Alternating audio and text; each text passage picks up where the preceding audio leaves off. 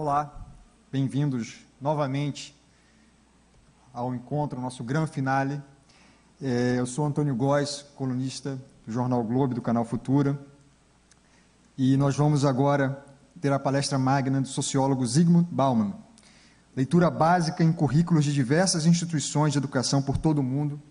O sociólogo polonês, radicado na Inglaterra, é um dos intelectuais mais respeitados e produtivos da atualidade. Autor do best-seller Amor Líquido, que trata a ideia da liquidez como característica das fragilidades e a perda nos valores nas relações contemporâneas, ele veio ao Brasil especialmente para a Educação 360. Aos 89 anos, dá aulas na London School of Economics, ministra palestras e publicou mais de 40 livros. Só no Brasil já vendeu 350 mil exemplares. Para o evento fará agora uma palestra exclusiva, Desafios Líquidos Modernos para a Educação. E eu lembro que quem quiser fazer uma pergunta, em português ou inglês, basta escrever e depois a gente vai ter uma sessão aqui de perguntas e respostas. Então, eu chamo agora ao palco Zygmunt Bauman.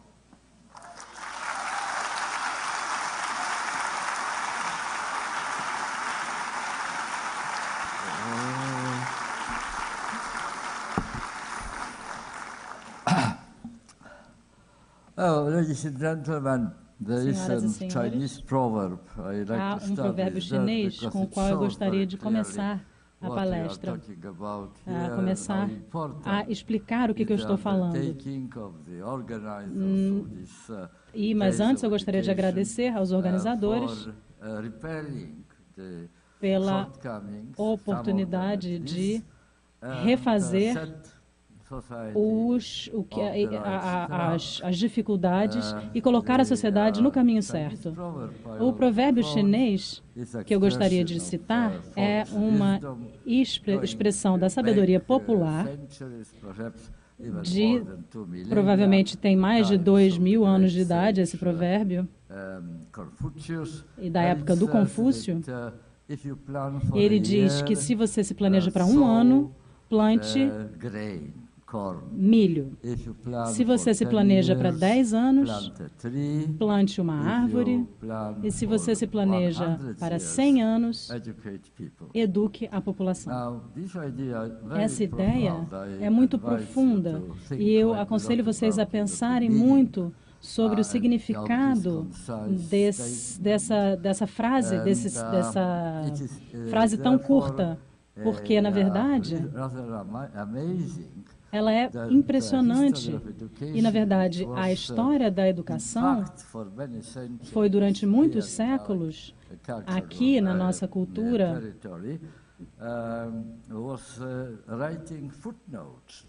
foi simplesmente escrever notas de rodapé para essa frase que eu acabei, para essa citação que eu acabei de fazer, e não estar. Esse, na verdade, foi o princípio subjacente a grande parte, ou, na verdade, todas as formas de educação, e, na verdade, mudou só há cerca de 30, 40 anos atrás. Na verdade, diz respeito a toda a história da educação. E lembrar-se dessa citação, desse princípio chinês, é ainda mais importante hoje, exatamente porque, recentemente, por várias décadas, foi ou esquecida completamente, ou, se subconscientemente absorvida, foi ignorada. O que nós nos deparamos agora é uma crise da educação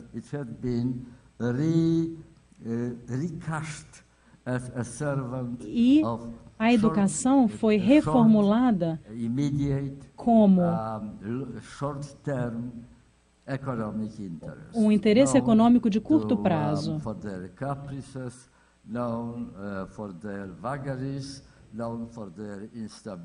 conhecida pela vagarosidade, pelas tensões e pela instabilidade, e não direcionada a direcionar e guiar a forma como nós organizamos nosso processo educacional. Eu acho que a nossa educação está se tornando vítima da cultura, da modernidade líquida, eu a chamo, mas, na verdade, é uma cultura de curto prazo. Eu acho que a crise atual, a intenção, na verdade, de receber o maior ganho possível, o mais rápido possível, e não pensar sobre as consequências de longo prazo. Poderiam ser. Essa é a substância da crise contemporânea da educação. E essa crise específica é diferente de várias outras que acompanharam a história da pedagogia, da educação, num significado muito amplo da palavra. E eu tenho 1 hora, ou até mesmo menos do que isso, agora eu tenho 53 minutos, de acordo com a tela ali. E essa tela me traz de volta ao compasso que eu preciso andar. Então, eu não vou poder apresentar o argumento completo, na verdade, a explicação completa da origem dessa crise. E, na verdade, eu vou poder citar algumas saídas possíveis para essa crise, para alcançarmos a melhor educação que todos nós almejamos. O que eu posso fazer, na verdade, é me focar em problemas específicos, itens selecionados dentre os que existem diante desse problema. Eu gostaria, então, de discutir o contexto social, o contexto cultural social, no qual esse esquecimento do papel vital da educação, da continuidade e o desenvolvimento da história das pessoas, o que nos trouxe aqui? Que tipo de realidade social cultural de hoje é responsável pela crise da educação? A segunda coisa que eu gostaria de discutir brevemente é a transformação do intelecto. A transformação do intelecto que aconteceu nas últimas 3 décadas. Não totalmente causada por, mas ligada à nova organização das relações intelectuais com o mundo e também causada pela introdução da nova tecnologia de pensar, de perceber e memorizar. E, por último, eu gostaria de me focar no impacto, os possíveis impactos sobre o sistema educacional atual de outros problemas que estão diante da sociedade na qual vivemos. Então, vou começar com o primeiro tópico que eu mencionei. Qual é a mudança mais importante que afetou a nossa forma de viver em conjunto e que afetou as relações entre as pessoas, a unidade das pessoas e causando conflito e etc. Roberto Esposito, um grande filósofo italiano, apresentou um conceito e alguns termos que são úteis para nós pensarmos sobre essas mudanças importantes. Alguns conceitos, por exemplo, comunitas e imunitas. Ele sugeriu que nós estamos passando Já passamos, na verdade, do estado em que estávamos organizados como seres humanos e funcionamos nesse arcabouço de comunidade a qual nós pertencíamos, para o estado de imunitas. A comunidade, senhoras e senhores, é uma situação que demanda, estar em sociedade. Demanda que você ouça, demanda que você tenha um código de comportamento, de crenças, que a comunidade seleciona como adequado, ou que atende aos valores, como os filósofos da Grécia diziam que representam a beleza, a verdade. E você precisa obedecer isso justamente. Se você pertence a uma comunidade, você precisa se manter a par desse conjunto de valores. Então, você precisa estar dentro dessa comunidade, você pertence a essa comunidade. Imunitas significa retirar. A nossa experiência de imunidade muitas vezes é muito interessante, mas muitas vezes é muito preocupante. Na verdade, os dois sentimentos são causados pela mesma situação. Na situação de imunidade, você está liberto das limitações impostas pelo fato de você pertencer a uma comunidade, você está livre. Você tem uma liberdade sem precedentes. Nunca na história se teve tanta liberdade. Você não é somente autônomo, mas também você é a única pessoa responsável e livre para escolher a forma como você vai viver a sua vida. Você é responsável pelas consequências também das suas escolhas. Você está sozinho. Você está sozinho e depende só de si mesmo.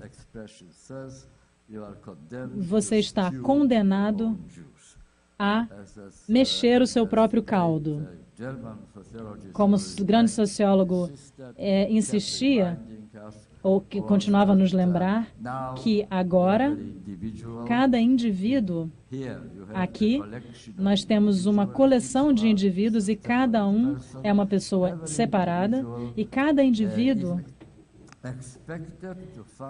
espera-se que cada indivíduo encontre soluções individuais para problemas socialmente produzidos.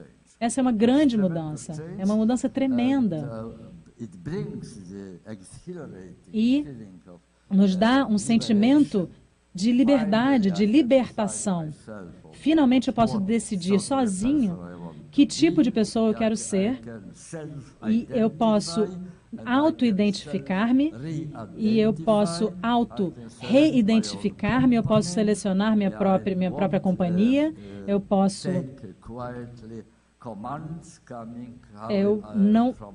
Eu não preciso obedecer à forma como os outros me dizem que eu preciso me comportar.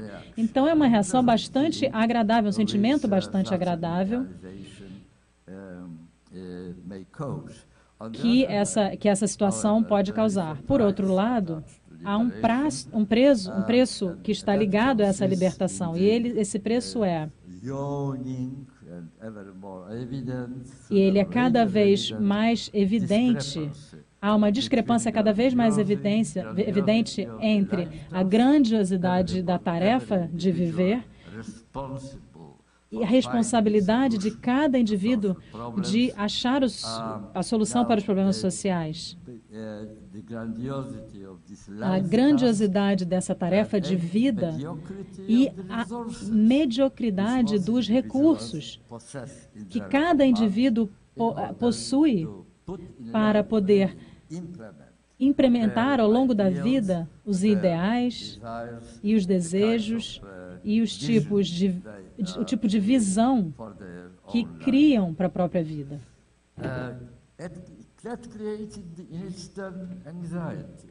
Isso cria ansiedade.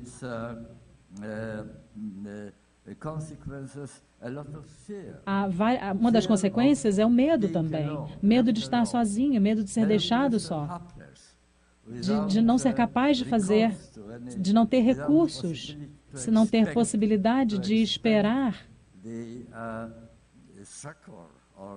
o socorro, ou assistência, o auxílio de outras pessoas. Você está cercado de pessoas solitárias, tão solitárias quanto você. Nós nos mantemos em contato, mas em vez de criar uma comunidade, nós criamos uma rede. Há uma grande diferença entre isso, entre essas duas coisas, entre comunidade e rede, porque a comunidade é algo a qual eu pertenço e a rede é algo que pertence a mim. Eu sou o único fundamento da rede. A minha atenção, a minha atividade, o fato de eu mandar mensagens, de receber mensagens das pessoas que eu escolho que estão na minha rede, que eu posso remover também da minha rede, de acordo com o meu desejo, e que eu posso remover, então, da lista de amigos que eu tenho nessa rede. Então, enquanto eu quiser, essa rede existe. Se eu parar de agir e de nutrir essa rede, ela desaparece. Então, mais uma vez, nós temos um sentimento impressionante de estar no controle.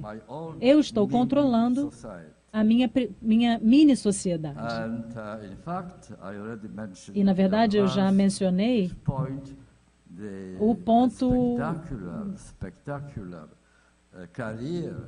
da carreira espetacular, da internet, do Facebook, da mídia social,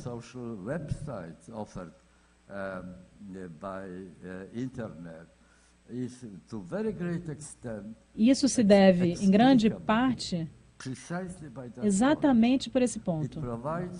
Ele fornece um tranquilizante para a nossa ansiedade, nossa preocupação, nosso medo de que estejamos exilados, abandonados, forçados a estarmos sozinhos, a contar somente com nossos meios, as nossas forças, talentos, conhecimento e os meios materiais que nós temos para resolver problemas, que são indispensáveis para sermos, de fato, donos dessa nova liberdade que nós ganhamos. A internet funciona como um tranquilizante, e a internet também fornece, senhoras e senhores, uma certeza. Na verdade, um abrigo, na verdade, proteção dessa vida offline. Uma vida em que você participa, sempre que você entra nessa coisa, sempre que você encontra com seus colegas de trabalho, sempre que você leva seus filhos para a escola, você entra o mundo offline. E há muitos problemas que você tenta resolver com seus recursos individuais, e aí você tem o abrigo da internet. Lá, de fato, você usufrui da ilusão, talvez, mas, de qualquer forma, da mitigação do medo, e você tem o sentimento de que você está no controle de quem você é. A internet foi criada e mantida por duas atividades, que uma é a conexão e a desconexão. Ambas são igualmente importantes para se sentir seguro. A internet oferece a facilidade, uma forma confortável de se conectar e se desconectar, que está completamente ausente da vida offline. Quando você Quando você passa da comunitas para imunitas, você tem uma necessidade muito profunda desse tipo de abrigo, de proteção da vida cotidiana.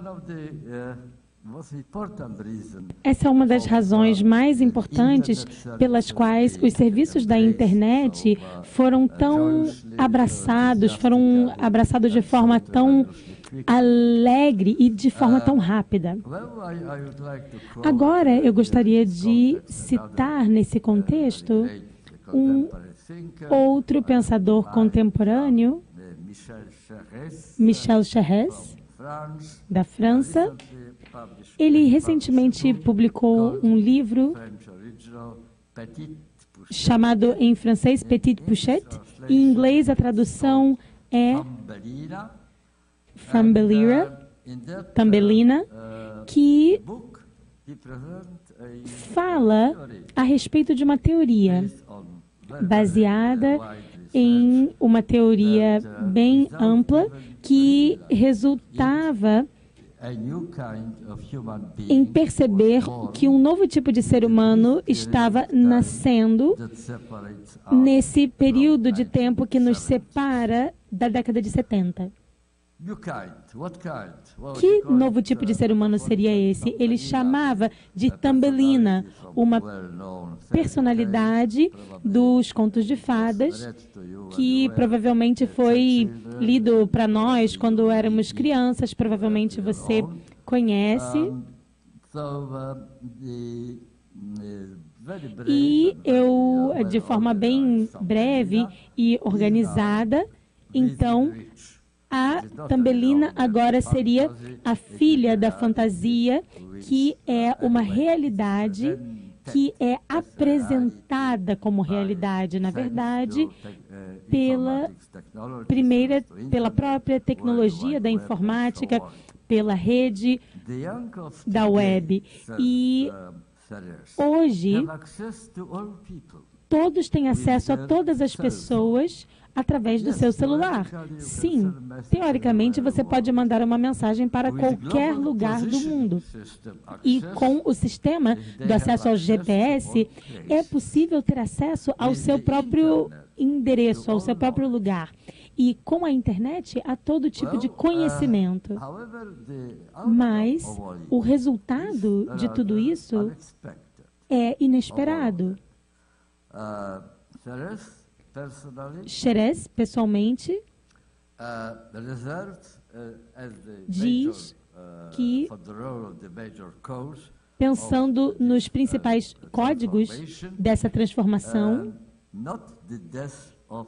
e ele não fala de uma morte de ideologias, mas de uma morte do sentimento de pertença, que é recrutado por essas mesmas ideologias.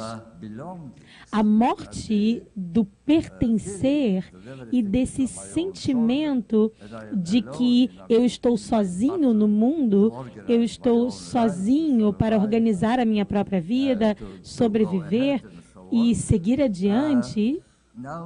E agora ela cria uma tendência geral que nós podemos ver em todos os níveis da sociedade, uma tendência à uma suspeita mútua, crítica e indignação. E isso também está relacionado à competição. Quando 100 pessoas estão concorrendo por uma mesma vaga de emprego e somente uma delas será a sortuda que vai obter a vaga. E quando finalmente você consegue o emprego e chega naquele escritório ou chega na sua fábrica, você recebe aquele emprego e descobre que aquele emprego é muito frágil e que sistematicamente em pouquíssimos meses vai existir uma nova rodada de racionalização e de nova terceirização, de novas contratações, reduções no tamanho da folha de pagamento, custos econômicos, etc., cortes, e é uma questão de sobrevivência, sermos sempre vigilantes e termos essa desconfiança uns dos outros. E os nossos supostos amigos, que em algum momento eram uma questão estável da modernidade, agora precisam estar em posicionamentos diferentes e precisam ficar unidos ombro a ombro, porque estão na mesma condição, somente para defender e utilizar o poder que advém da solidariedade, e eles lutam e ganham coisas como, por exemplo, o direito ao acordo coletivo de emprego, onde todos eles estavam dispostos a fazer greves e protestarem, e então eles conseguiam protestar contra, por exemplo, salários pequenos ou contra demissões de colegas. Isso era solidariedade, um por todos e todos por um. Mas, em vez disso, o que nós temos é a atmosfera dessa desconfiança mútua e da concorrência. E se vai entrar no próximo nível de redundâncias, todos os seres humanos racionais prefeririam que uma outra pessoa fosse atingida e não eles mesmos sofrerem aquele golpe. Então, o abrigo e o tranquilizante que a internet se torna, mas ela não é bem-sucedida a longo prazo. Essa operação como tranquilizante e como abrigo, nós já falamos do papel do abrigo, eles só estão criando ilusões de que essa capacidade elevada e irritante, cansativa dos problemas que nós encontramos na vida foram revolucionariamente resolvidos. Você vai ter que voltar à rua, vai ter que descobrir o que está acontecendo. Boa parte da pesquisa social a respeito da maneira com a qual a Tombellina está utilizando as oportunidades que são oferecidas pela internet para acessar todos os lugares, acessar as pessoas e todo tipo de conhecimento. Como é que de fato estão sendo utilizados? Bem, essa pesquisa social mostra que estamos utilizando a internet justamente como abrigo. Estamos tentando criar algo que seja confortável, uma zona de conforto a partir da qual os estrangeiros, o outro, pessoas que não são como nós, pessoas que não pensam como nós, ficam eliminadas. Elas não estão presentes ali.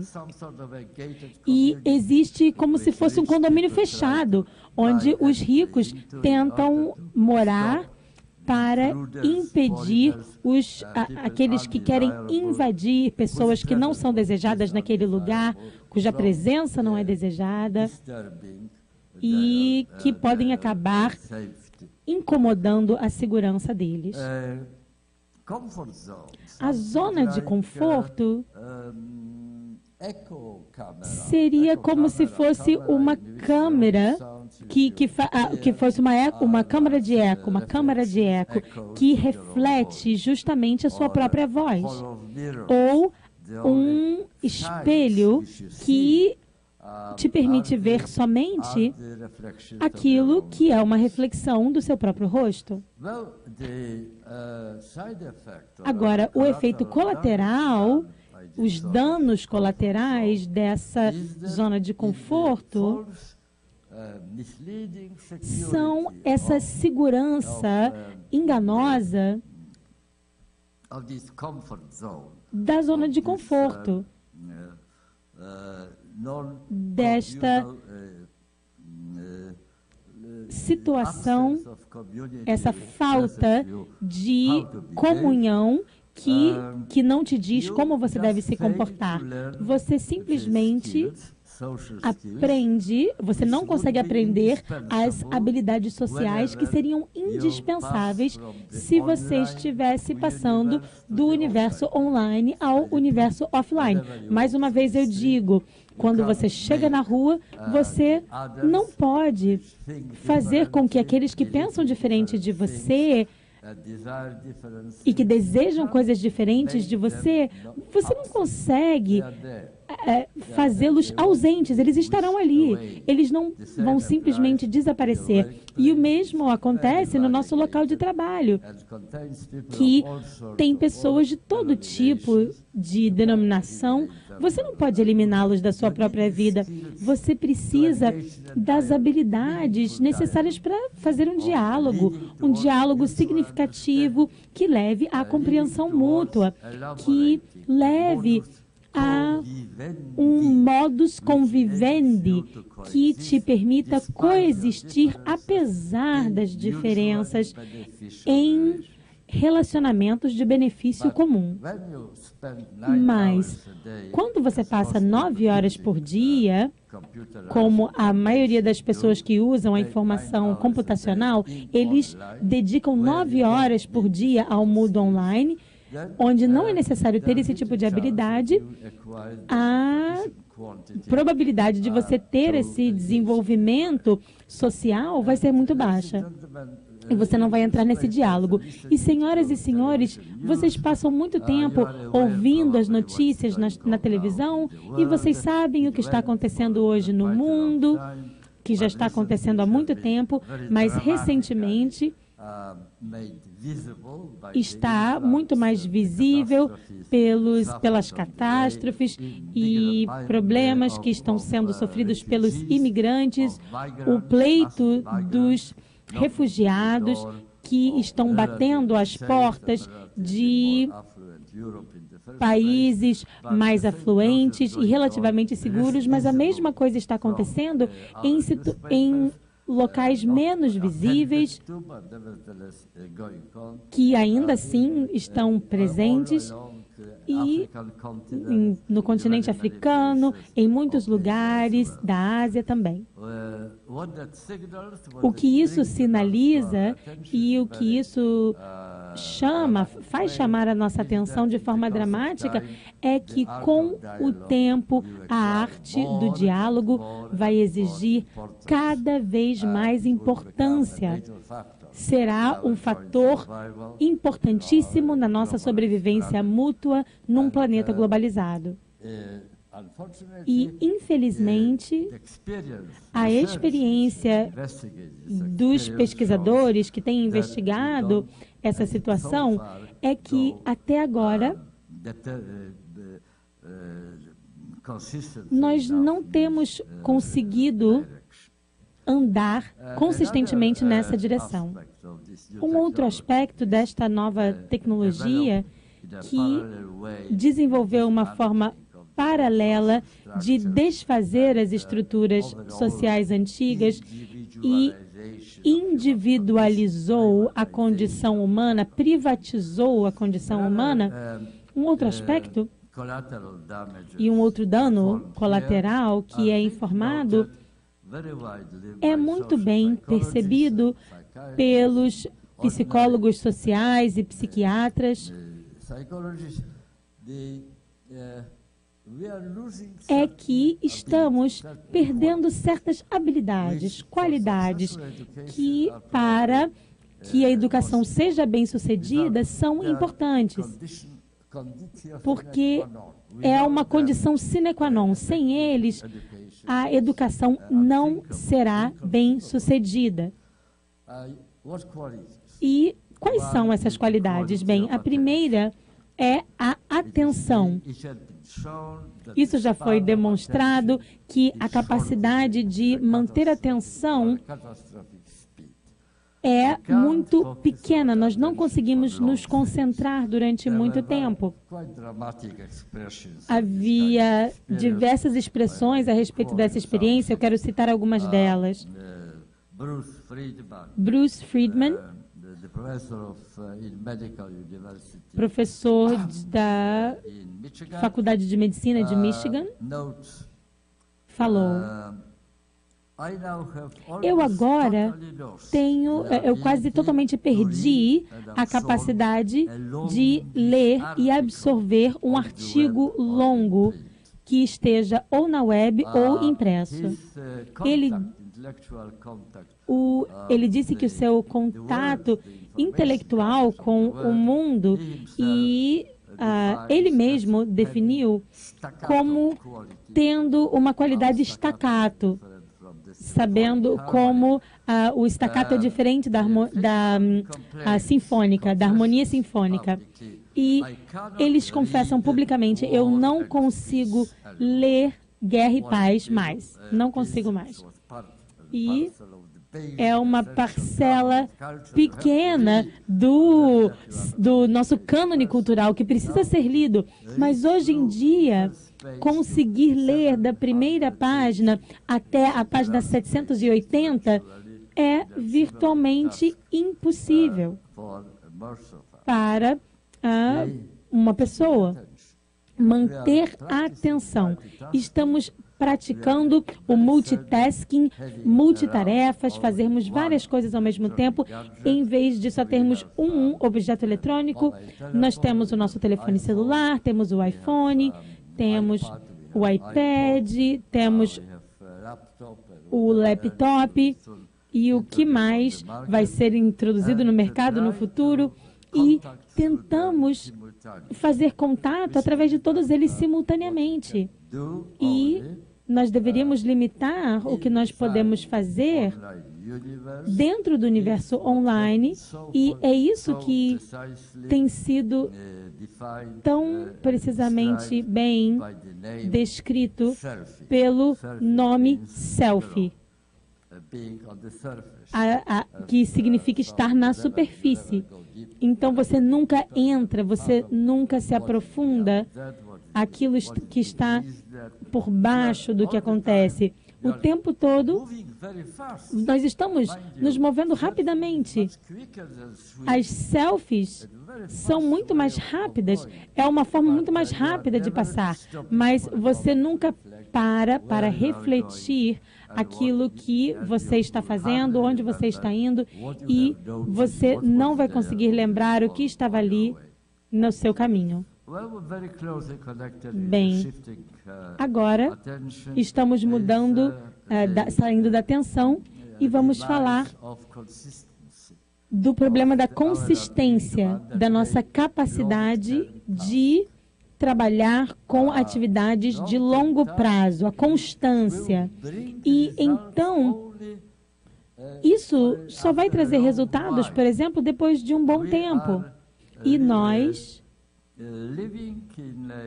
estamos vivendo numa cultura que é muito simbolizada pelo café instantâneo. Se você faz café instantâneo, você simplesmente coloca uma colher de pó de café, coloca uma xícara de água fervendo e você já concluiu a sua tarefa. Ele está pronto para o consumo. Os resultados são imediatos. Todos queremos que as coisas sejam feitas agora. Se você está conectado no seu laptop ou no seu desktop e ele demora mais de 1 minuto para conectar com a internet, você fica furioso. Provavelmente você gostaria de jogar o seu laptop fora. E você gostaria de cancelar o seu provedor de internet porque você acha que não serve para nada. Você precisa esperar 1 minuto inteiro para poder se conectar. A constância é o terceiro elemento que está em crise ou está em perigo, que é um desafio muito grande para a educação contemporânea, é a capacidade de termos um pensamento linear. É um pensamento que é consistente, uma capacidade de se envolver na tarefa na qual você está envolvido. Você vai sintetizar, coletar, reciclar a informação que está obtendo, está fazendo a sua pesquisa, descobrindo novas informações. Mas o pensamento linear, ele vai de uma linha, de um ponto para o outro da linha e é guiado através da tarefa que você selecionou, uma tarefa a longo prazo. Bem,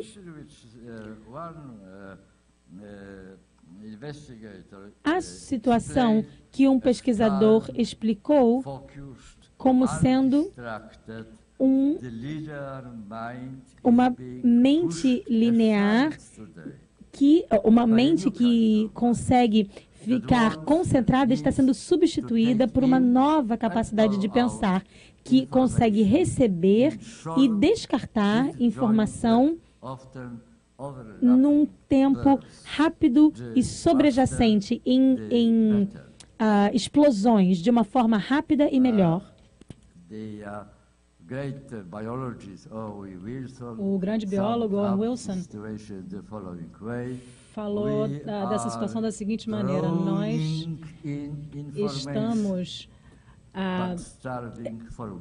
estamos nos afundando em informação, mas nós estamos sedentos por sabedoria. Temos muitas informações acumuladas na internet, mas nós não temos sabedoria, não temos conclusões. Saber de fato o que você está estudando é algo que nós não conseguimos fazer.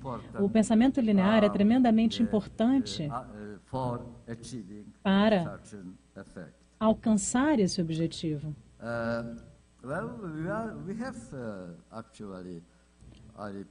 Bom, na verdade, eu repito o que eu já disse antes. Nós temos um acesso gigantesco ao conhecimento. Em teoria, todo conhecimento está disponível na internet. Mas que tipo de conhecimento é? É esse. Ele é uma informação desconectada. São pedaços, fragmentos. São snippets. E, além disso, a mídia da internet, o meio de comunicação da internet, tem o interesse de interromper a nossa concentração. O Google admite, os gestores do Google admitem que eles fazem o software deles para nos forçar a clicar com a maior frequência possível.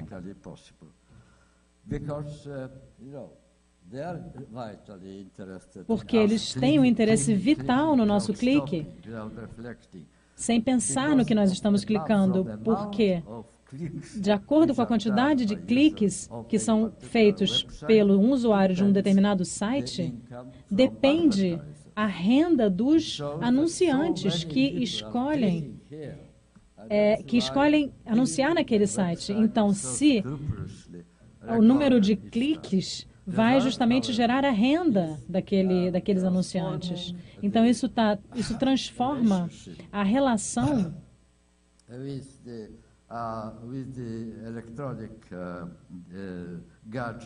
com o dispositivo eletrônico como um fator de integração, de não concentração, de distração.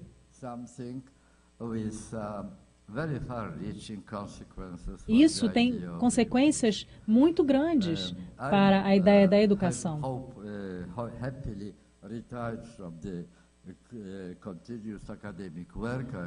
Eu não sou membro de nenhuma universidade atualmente, eu já estou aposentado, na verdade, é o que eu desejo, mas os meus colegas que ainda estão sofrendo com o desafio da educação, me dizem que se você pede para a próxima aula que os alunos leiam um artigo completo, é muito difícil que algum aluno consiga ler do começo até o fim.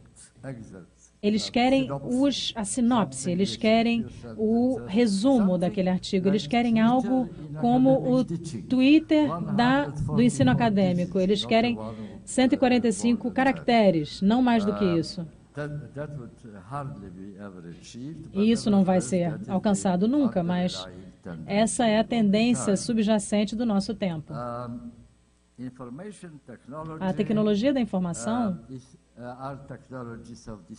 são tecnologias de distração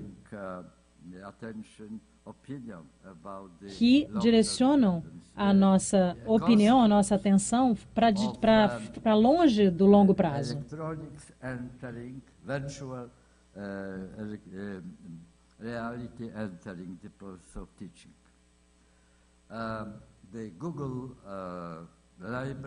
A biblioteca do Google, que o Google declara ser a maior biblioteca do universo, na verdade, não é uma biblioteca de livros, mas sim uma biblioteca de fragmentos, uma pilha de dados que é tão complexa que nos desencoraja a tentar compreender o sentido do todo dessa biblioteca, de uma certa forma. Então, esse é o impacto sobre o nosso intelecto, que é o segundo ponto que eu me propus a falar.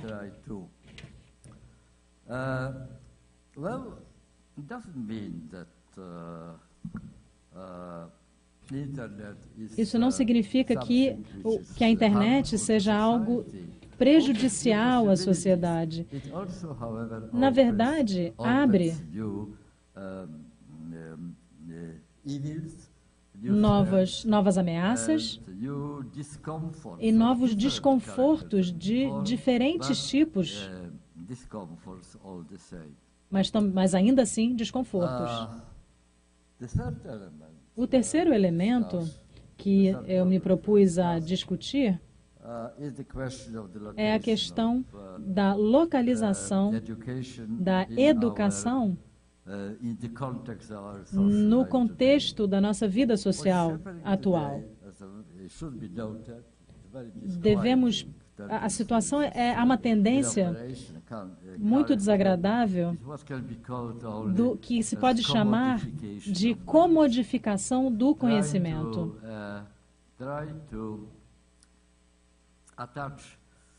Tentar colocar uma etiqueta de preço no conhecimento e submeter ao conhecimento a lógica e as regras do mercado. Kalporani, o grande filósofo e historiador e sociólogo,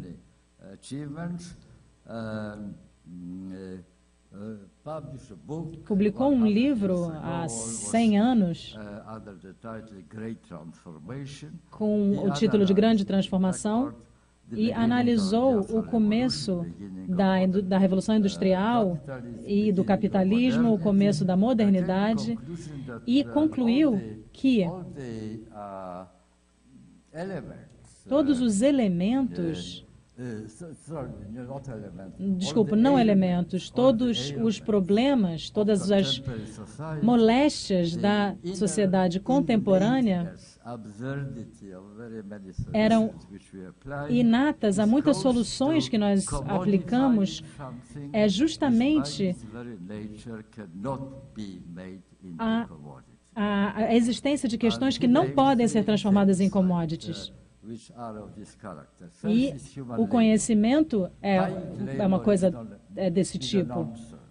Na verdade, o trabalho também não pode ser comodificado desta forma também.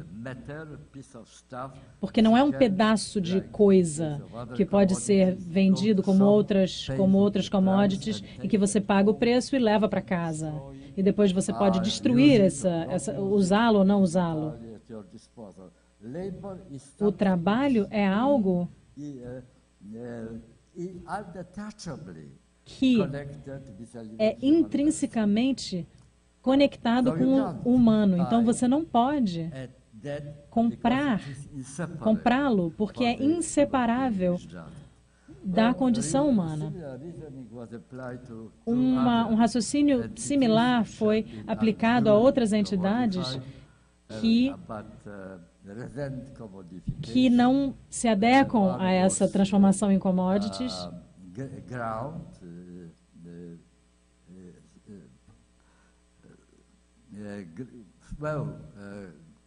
Soil, so to speak, land a terra, em termos mais gerais, o dinheiro também não pode ser tratado como commodity. O dinheiro, por natureza, é um instrumento de comodificação, mas não um commodity. O professor Buravoy, que recentemente foi presidente da American Association of Communication, apresentou soluções modernas.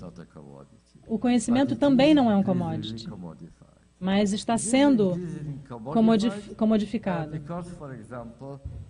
Porque, por exemplo, as pessoas precisam pagar para ter o privilégio de estudar na universidade e o preço da educação está subindo. De acordo, por exemplo, com as estatísticas do estado da Califórnia, na década de 60, uma pessoa de 18 anos que morando na Califórnia podia ter uma educação incrível em qualquer uma das universidades da Califórnia por um preço baixo.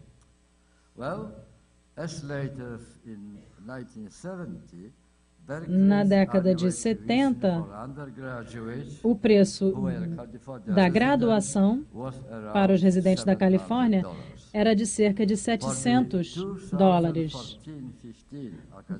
No ano acadêmico de 2014 e 2015, o preço da educação em nível superior para a Califórnia era de cerca de $12.000. $12.973, e as pessoas de fora da Califórnia, $22.878. Então, de acordo com o cálculo da própria universidade, o custo total de passar um ano numa universidade da Califórnia, incluindo o custo de morar no campus e se alimentar, e assim por diante, era $55.000 por ano. Isso significa que a grande maioria das pessoas simplesmente são excluídas completamente da possibilidade de obter esse tipo de educação. O mesmo processo exatamente está acontecendo no país onde eu moro, no Reino Unido. O Brasil é um dos poucos países, infelizmente, esse prédio aqui no qual nós estamos, em que a tendência oposta está acontecendo, está sendo experimentada, e há tentativas que vão no sentido oposto da situação que está prevalecendo nos outros lugares. Os anglo-saxões, na verdade, a educação anglo-saxã está seguindo um mecanismo de reproduzir os privilégios sociais e as relações de privilégio social. As faculdades, 70% das universidades, dos alunos dessas melhores universidades do Reino Unido, vêm das classes mais elevadas, mais superiores da sociedade, e somente 3% desses alunos vêm do terço inferior da sociedade. E isso reafirma a desigualdade social.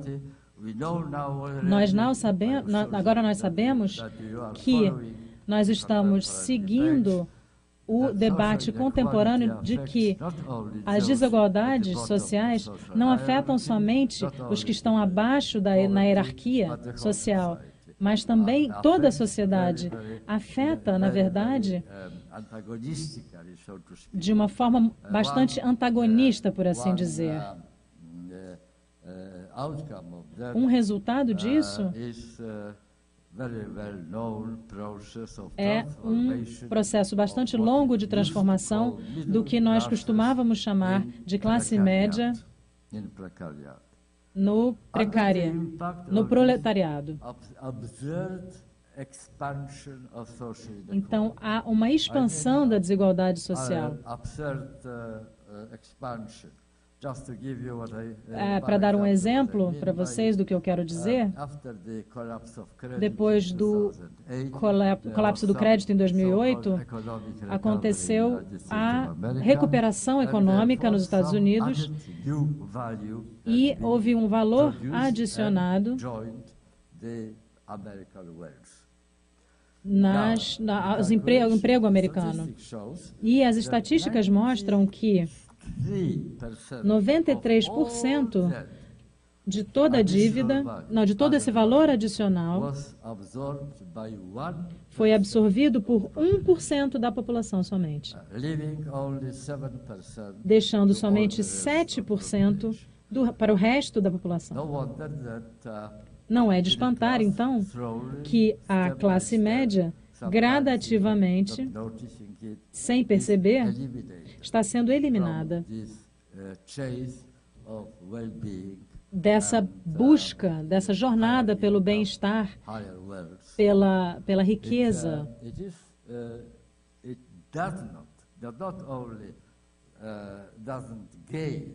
Não é que não se ganhe não é que não se faça parte do crescimento do PIB, mas é que o trabalho árduo não é capaz de, através do trabalho árduo, não são capazes de acumular o dinheiro necessário para a própria sobrevivência. Então, a desigualdade social afeta a todos. Pelo menos é o que dizem 99% é o que dizem as pessoas de Wall Street para 99% da sociedade. Para onde irá a educação? Em que direção? A forma, o caminho representado por esse edifício onde nós estamos ou pela educação anglo-saxã? Não vai ser resolvido, o resultado não vai acontecer de uma forma. Nós não vamos conseguir fazer isso sem pensar nos efeitos dessa mudança contemporânea que vem acontecendo. O fato da educação estar sujeita aos interesses do mercado não ajuda em nada, porque, como eu mencionei anteriormente, a educação, senhoras e senhores, não é um investimento para esse ano, nem para os próximos 10 anos, mas sim para os próximos 100 anos. Na verdade, educar as pessoas, o que nós estamos fazendo agora, a forma como nós estamos lidando com a educação, irá afetar os seus filhos, os seus netos, os seus bisnetos que ainda nem nasceram. Então, sujeitar a educação a esse determinado projeto de sujeitá-la ao mercado está claramente não orientado ao bem social, mas sim à disparidade de lucro e ao mercado que é guiado por esse princípio do lucro. E não é uma decisão acertada. E não garante ou não torna mais provável que o papel da educação, que é, na verdade, o efeito que nós desejamos para a educação, que é alcançar o bem social. Bem, eu gostaria de deixar vocês com essa ideia e me desculpar por eu ter que diminuir o tempo da minha palestra, na verdade, devido à constrição de tempo. E é muito interessante falar nesse evento tão grande, com vários oradores tão interessantes, com vários fragmentos interessantes, como acontece na internet, mas eu gostaria de ler, para terminar, algo que eu gostaria que vocês se lembrassem, alinhado com a mesma ideia que eu comecei a minha palestra, que educar é investir nos próximos 100 anos. Essa é a importância dessa questão.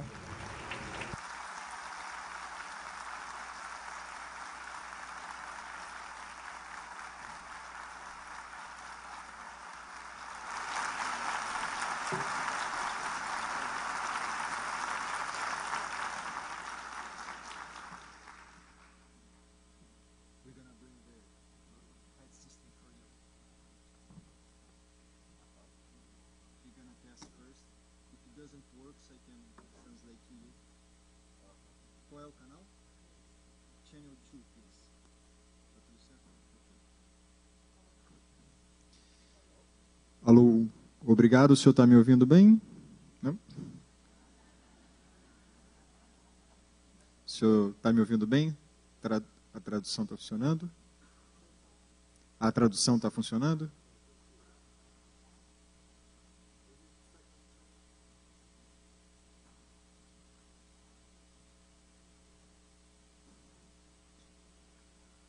Testando, a tradução está funcionando? Sim?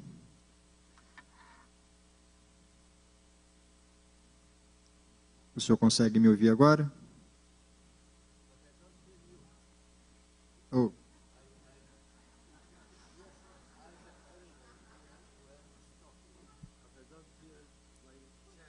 Okay. You don't have to hear my voice. It's not. The important is get the message. Ok. Nós aprendemos aqui, nesses 2 dias, nesse evento, ontem, por exemplo, pela manhã, aprendemos com a experiência da Finlândia, o país talvez mais citado como exemplo de sucesso no mundo, que eles estão profundamente interessados em fazer uma reforma no seu sistema educacional para trabalhar valores cooperativos, habilidades emocionais com seus alunos. Isso está muito forte no sistema finlandês. Hoje de manhã, nós ouvimos... Do you want to you hear well? Hoje de manhã, nós ouvimos uma experiência da China, um relato da China, um país que tem também bons resultados na sua província mais rica, Xangai, bons resultados em testes padronizados, mas também na China, hoje aprendemos aqui, há uma grande preocupação em fazer da educação algo mais libertador, mais criativo. Enfim, minha pergunta é, o senhor vê razões para otimismo? Há razões, pelo que o senhor tem visto, que a gente querendo mudar seus sistemas educacionais para preparar essa geração para enfrentar os desafios dessa modernidade líquida, de forma mais cooperativa, criativa, menos padronizada?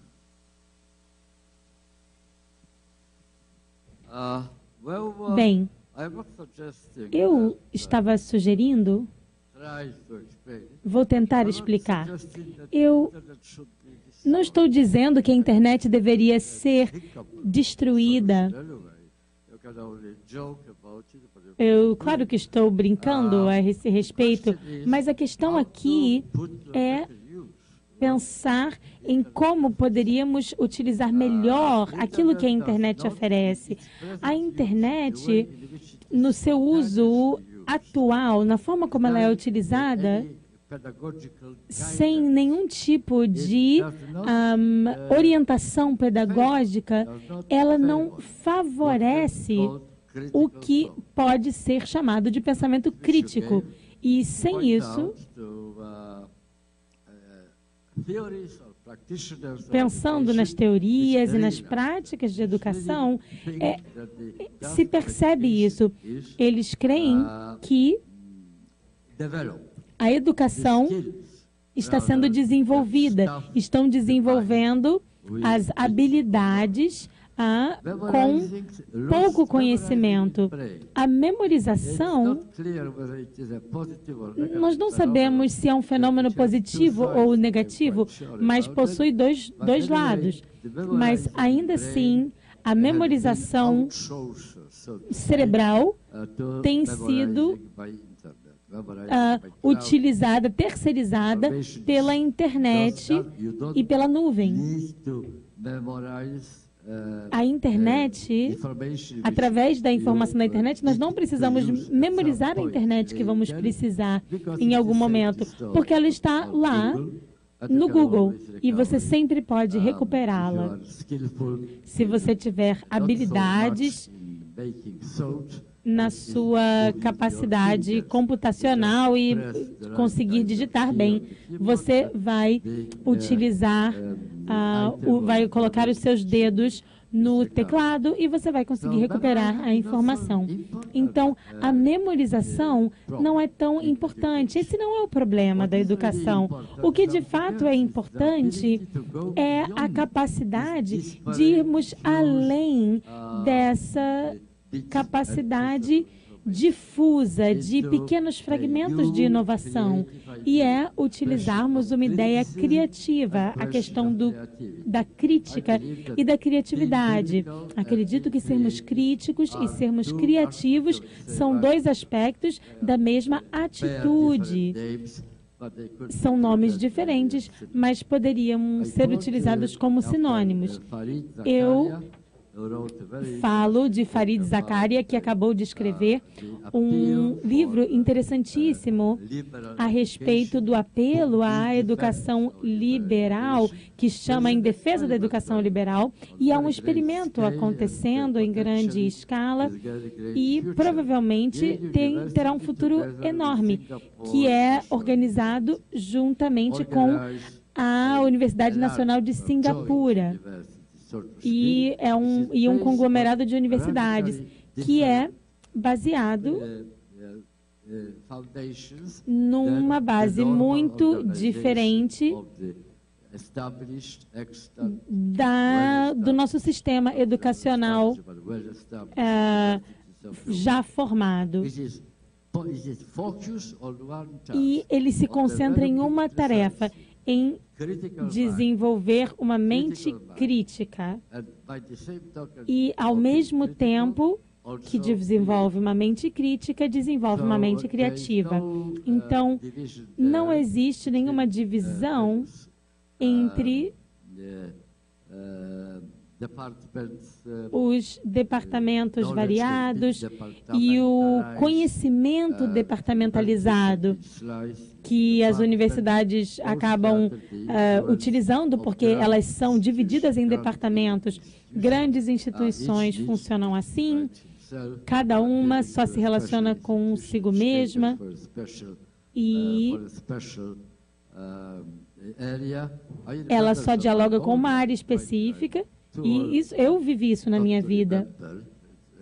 eu tenho o luxo de não lembrar de algumas coisas que aconteceram, mas eu lembro que Rockefeller, a Fundação Rockefeller, doou diversos milhões de dólares na década de 40, e naquela época, diversos milhões de dólares tinham o mesmo valor que hoje tem os diversos bilhões de dólares. E eles fizeram essa doação ao desenvolvimento das ciências behavioristas. E nós vimos esse desenvolvimento enorme de conhecimento behaviorista em diversos departamentos. E eles descobriram, os psicólogos se descobriram assim, os cientistas políticos, sociólogos, economistas, todos descobriram, eu não sou psicólogo, eu sou um cientista comportamental. Quem resistiria a esta tentação que a Fundação Rockefeller trouxe? Então, essa distinção entre os departamentos das universidades, acredito que são causados não por uma lógica interna científica, mas por pressões que, na verdade, não estão relacionadas à ciência, mas estão relacionadas ao financiamento que é oferecido às universidades. As universidades, a de Singapura, a Nacional e a Universidade Conjunta de Singapura, selecionaram como tópicos para ensino livros e problemas e eventos e partes da história que exigem um pensamento crítico de alta qualidade. É a forma como eles podem ser estudados. Eles possuem demandas diferentes do intelecto, uma capacidade de absorvê-los, de usá-los de forma crítica. Então, agora, aqueles que projetaram esse grande experimento criaram uma lista das qualidades do intelecto e das capacidades de pensamento que são indispensáveis, condições indispensáveis que foram retiradas pela nuvem na internet. E então dizem que o que nós precisamos fazer é desenvolver habilidades para sabermos acessar a informação, como vamos lidar com as informações. Então, informações da Finlândia e da China, então, demonstram um esforço nessa mesma direção. Mas acredito que esse tipo de exercício precisa ser feito. O problema é que na China, por exemplo, depois de um grande salto dado por Mao Tse-tung, eles estão distantes daquele início, eles são livres agora, podem começar do início. E não existem interesses escondidos que tenham impedido os chineses de fazerem isso. Mas numa universidade, por exemplo, e a mesma coisa deve acontecer aqui no Brasil, no Reino Unido, na Polônia, na Alemanha, há uma equipe profissional já estabelecida que tem um interesse vital em preservar a forma como as coisas estão acontecendo, porque é a única forma deles continuarem trabalhando. Se você vem com uma ideia revolucionária de esquecermos as abordagens tradicionais que são antiquadas, podem ser descartadas, e só nos concentrarmos em desenvolver estas habilidades que não são necessariamente confinadas a uma área específica do conhecimento, aí, claro, que eles vão resistir e vão ser bem-sucedidos. Não dá para, em alguns anos, conseguir reformar totalmente, recriar ou reprojetar uma instituição toda que foi construída durante centenas de anos. Esse é o problema. Essa é a dificuldade. Mas se eles conseguirem, isso vai ajudar muito. Algumas perguntas aqui nossa audiência é muito formada por professores. Então, perguntas sobre, por exemplo, como um educador pode realizar um trabalho perante alunos que querem tudo tão rápido e sem profundidade.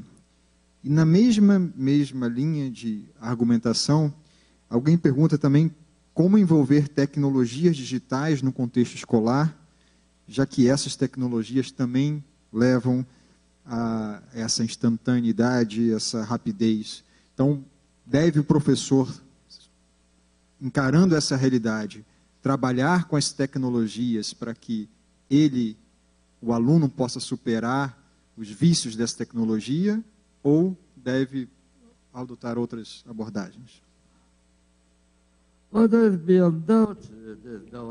Bem, não existe alternativa a isso.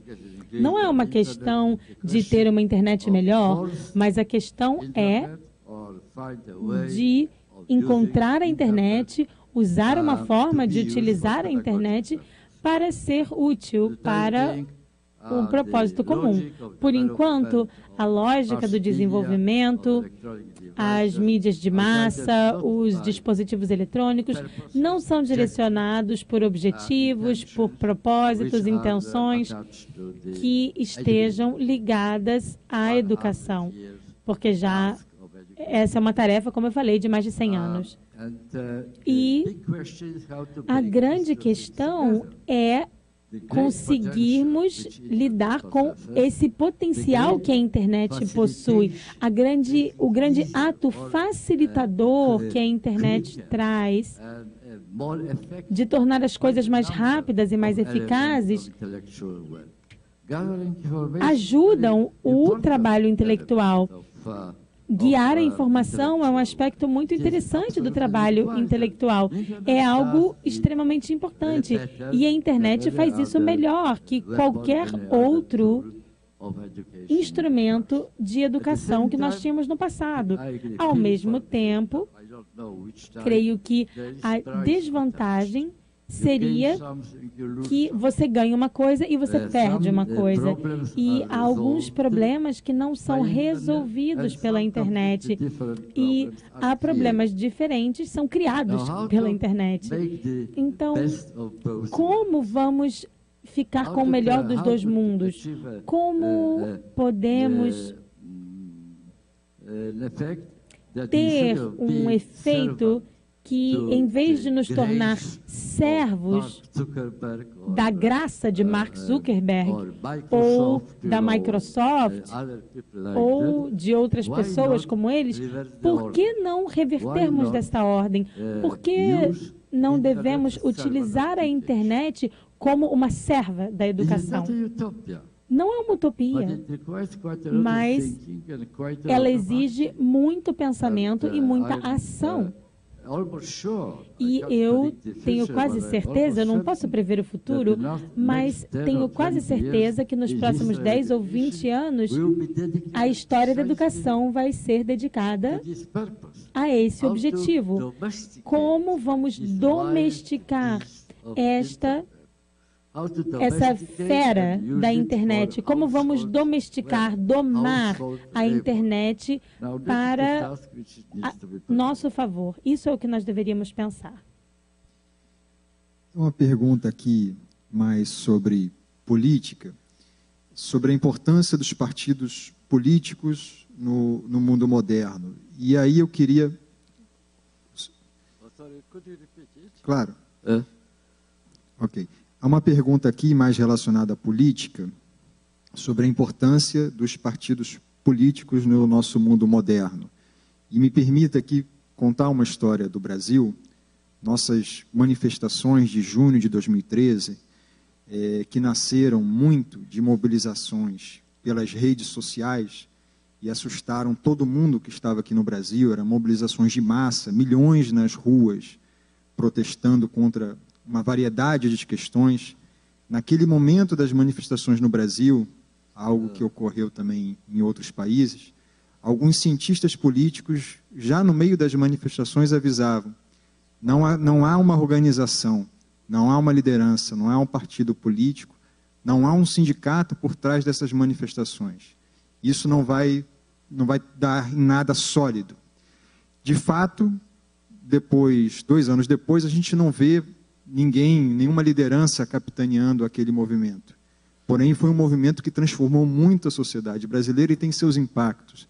Então, trazendo um pouco essa história do Brasil, e retomando a pergunta aqui, qual o papel dos partidos políticos e de outras formas tradicionais de participação política nessa modernidade?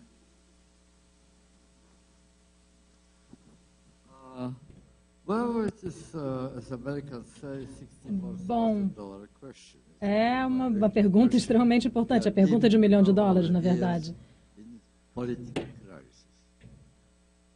Qual é a importância dos partidos políticos na crise política?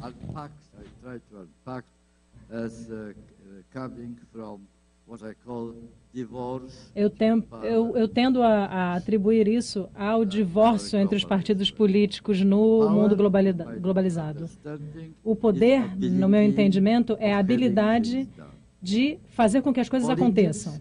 A política é a habilidade de decidir que coisas vão ser feitas. A política esteve nas mãos das nações-Estado, dentro dos limites soberanos da nação-Estado, do Estado-nação, elegeram dar o poder e o poder político para reforçar o que estava acontecendo. Durante o curso da globalização, a soberania territorial do Estado-nação se tornou cada vez mais uma ilusão. E o custo dessa ilusão é que, em vez de viver como marido e mulher, os nossos políticos agora vivem num estado de divórcio. O poder evaporou do Estado-nação territorial e entrou no cyberespaço, na terra de ninguém, lá, longe. Que poder, de fato, decide sobre a tua chance de encontrar um emprego? Os poderes como os poderes financeiros, os poderes de barganha, o poder de informação, todos eles são extraterritoriais, não estão sujeitos ao controle do Estado. Eu gostaria de adicionar a isso também o terrorismo global, o tráfico global, o tráfico de armas global, todas essas forças que ignoram o poder da soberania do Estado-nação. O poder está fora do alcance dos Estados. Você tem, por um lado, o poder livre do controle político e, por outro lado, você tem a política que está desprovida do poder. E é por isso que as pessoas estão perdendo o que foi muito bem expresso por você. As pessoas estão perdendo a confiança nas instituições políticas. Veja bem, todas as instituições democráticas que existem atualmente foram criadas por nossos ancestrais, nossos pais e avós, para servir ao bem-estar dos Estados soberanos, dos Estados-nação soberanos. Agora não são mais adequados à nossa condição de divórcio político e às outras condições de interdependência global. Foram instrumento de promoção de autonomia e não interdependência. Esse é o problema. Nós não temos, no nível global, nós não temos qualquer réplica equivalente da política exemplificada no que já foi mencionado por você, nos partidos políticos, parlamento, governo, tribunais, nada desse tipo.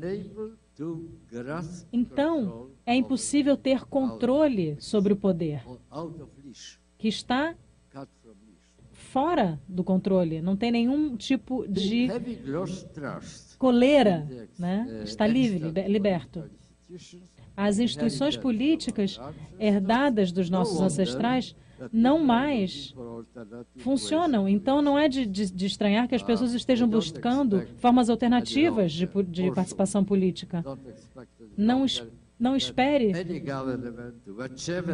que qualquer partido político vai conseguir mudar esse padrão. E há boas razões para que nós esperemos que isso aconteça, porque, na verdade, os governos não são burros, não são corruptos, eles não são impotentes, mas eles são simplesmente desprovidos do poder e dos recursos para implementar as demandas dos seus eleitores. Os governos democráticos são eleitos e, portanto, os candidatos ao governo precisam ouvir com muita atenção aos eleitores, porque senão não vão ser eleitos. E eles precisam fazer promessas para criar a expectativa de que essas demandas serão supridas. Quando eles são finalmente eleitos e ocupam o local de poder, por assim dizer, eles sentem essa pressão. Eles não podem simplesmente fazer algo como a Grécia acabou de descobrir, agora da forma mais difícil possível. Eles não sabem o desejo da população. Na verdade, eles não sabem o que vai acontecer com a Bolsa de Valores, com as pessoas que controlam a Bolsa de Valores. Eles não têm como lidar com a moeda local para preservar o país.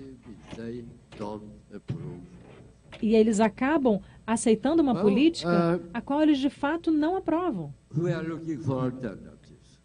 Então, nós estamos buscando alternativas. As pessoas fazem protestos, ocupam praças públicas durante várias semanas ou meses.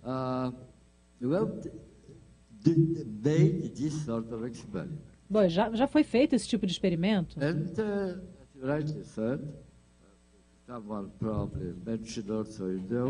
E também foi um problema trazido pelo público. Esse movimento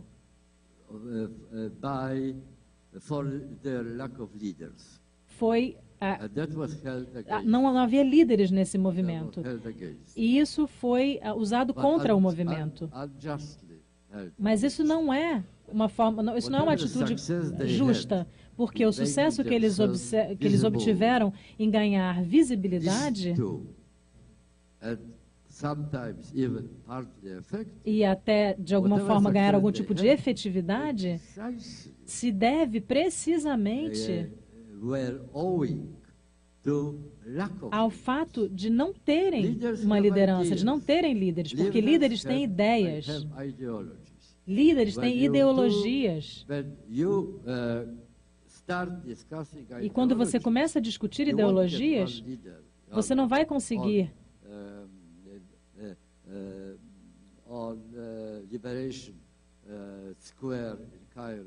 ter um líder na Praça da Libertação no Cairo, por exemplo. Se você perder tempo discutindo, você não vai conseguir fazer nada. Qualquer sucesso que tenha sido obtido advém da suspensão, da discussão de qualquer tipo de programa político definitivo. Todos se concentraram em uma questão somente. Vamos nos livrar de Mubarak. Vamos ocupar Wall Street. um propósito, um objetivo.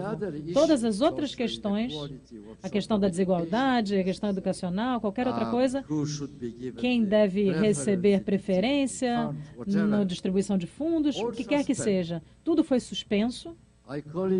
E eu chamo isso de solidariedade explosiva. As pessoas abandonadas pelas instituições políticas, frustradas,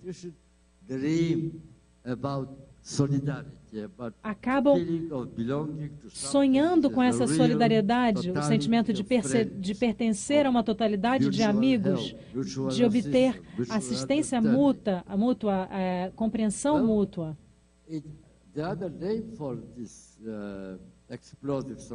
Uma outra forma dessa solidariedade explosiva seria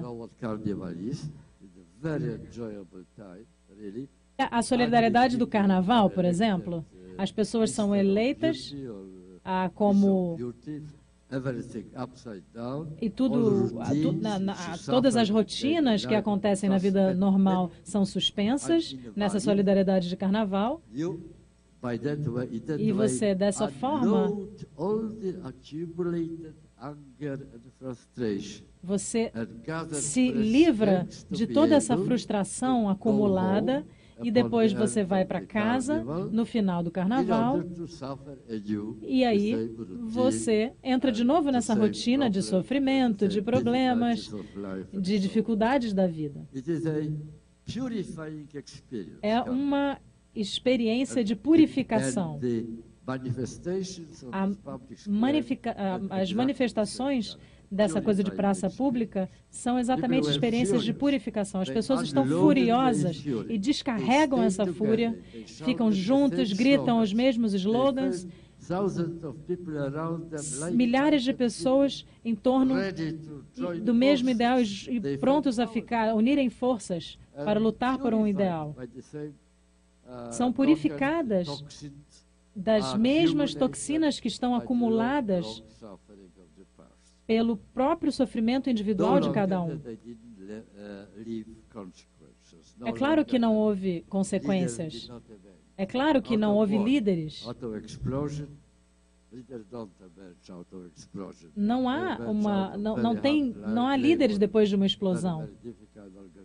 É muito difícil conseguir fazer programas ou qualquer coisa concreta depois de uma explosão.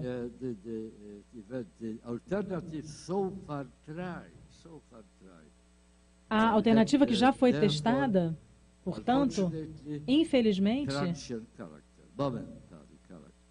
tem caráter momentâneo, gera um alívio momentâneo.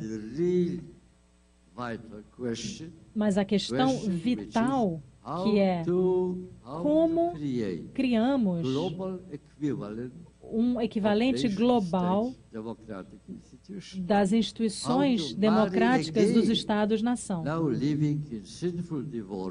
Agora, como é que nós conseguimos reverter esse divórcio político que está acontecendo?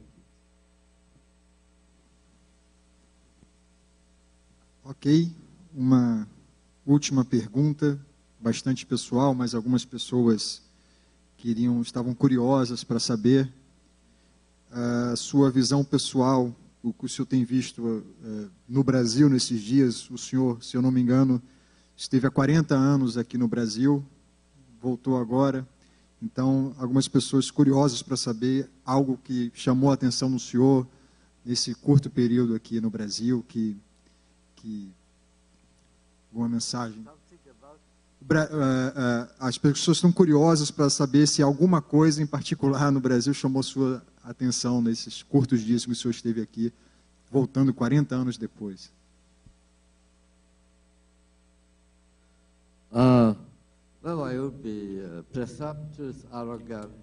Eu seria irresponsável, arrogante e presunçoso se eu dissesse, se eu ousasse dizer que eu não me preocupo com os problemas brasileiros. Eu, de fato, não tenho autoridade para falar sobre isso, sobre o Brasil, mas o Brasil me atrai a atenção de várias formas. mesmo observando de longe. Eu passei alguns dias no Rio de Janeiro há 40 anos. Eu atravessei o Atlântico e nessa época, mas eu simplesmente eu sigo o que acontece no Brasil. De muitas formas diferentes, o Brasil é um milagre. É um milagre que está acontecendo. Eu publiquei um livro uma vez chamado Europa, uma aventura não terminada, não concluída. E eu posso dizer do Brasil que o Brasil é um milagre não concluído. Nenhum outro país no mundo é capaz de dizer que tem um projeto como Bolsa Família, de tirar 22 milhões de pessoas da pobreza. Em todo lugar do mundo, a pobreza cresce. O Brasil é a exceção. O Brasil é a exceção. Isso é um milagre. Vocês estão indo contra a corrente. Isso significa que um mundo alternativo é possível. Não é simplesmente imaginação. É claro que ainda não foi concluído esse milagre, porque os experimentos bem-sucedidos normalmente são vítimas do seu próprio sucesso, porque eles geram mais expectativas do que eles podem, de fato, entregar. Então, eu acho que atualmente no Brasil, isso está acontecendo. Mas esperemos que essa ocasião vai ser utilizada para corrigir os erros e não voltar, não retroceder no milagre. Essa é a minha esperança.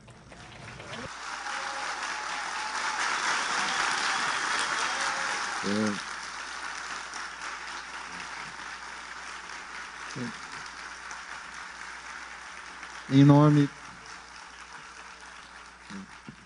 nome dos organizadores do evento, acho que em nome de todos aqui, eu quero agradecer muito a presença do senhor. Espero que o senhor venha mais ao Brasil, no Carnaval, inclusive, possa aproveitar. E uma boa notícia aqui para quem tem o livro, quem tiver com o livro aqui dele, por favor, a gente vai fazer uma sessão de autógrafos organizada, um livro por pessoa, por favor, calmamente aqui, porque ele se dispôs gentilmente. Muito obrigado a todos. Obrigado.